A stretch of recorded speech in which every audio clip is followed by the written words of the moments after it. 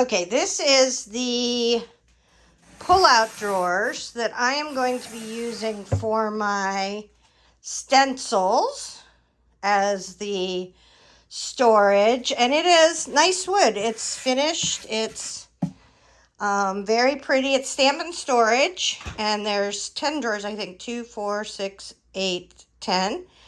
And I can't wait to get this all ready to go. Now, they do say that you have to paint it in situ.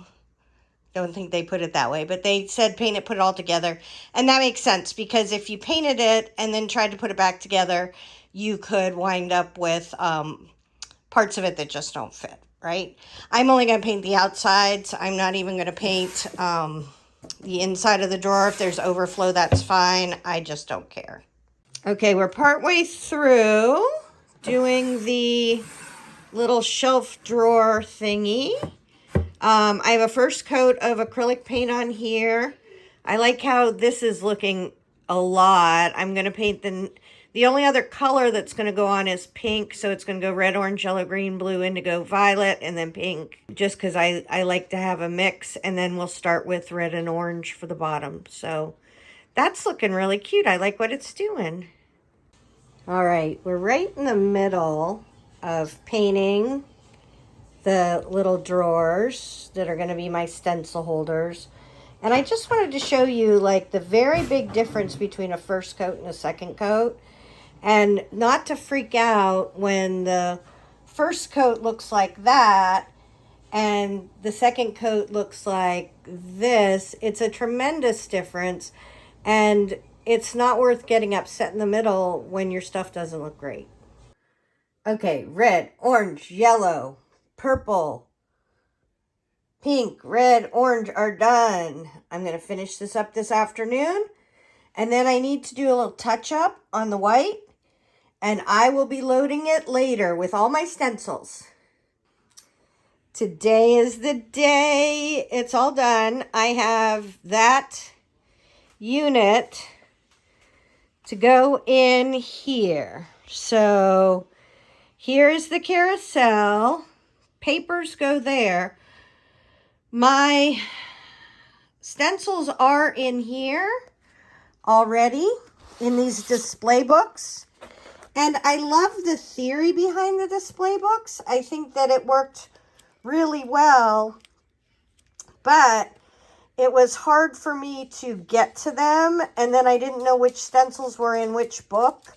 So I think I'm going to do two things. I have bought some of these storage sleeves, which are open on the side, that I'm going to use for putting some of the more intricate stencils in.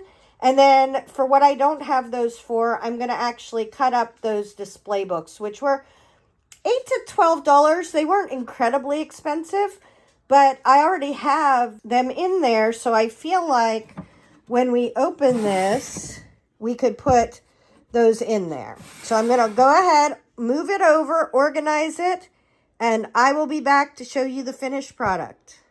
Oh my gosh, I'm in love. My son came in, he said, Mom, you should do that across your whole Kallax. But this is the stencil holder. I sorted it in ways that I use my stencils. These are Diane Reevely stencils. I have a bunch of her large stencils. These are a lot of joggle stencils that I did put into the plastic sleeves. I actually just wound up cutting up those books that I already had. I love it because it has, oops, wrong side. It has the side open and the top open, so it will be easy to get those in and out of there, which is one of the things that is important for my organizing, because if it's not easy, I won't do it. These are my Tim Holtz stencils. I know which ones I want to use. These are my mix of all my little random stencils. A lot of Vicky Booten in there. Love hers. And then these are my masks. So as of now, I am only using half of my stencil space, and I have 5 additional pull-out drawers. So what was once a whole block of my Kallax has now been turned into just one cool looking rainbow section. Hopefully that helps. Tara Jacobson, Artsy Fartsy Life.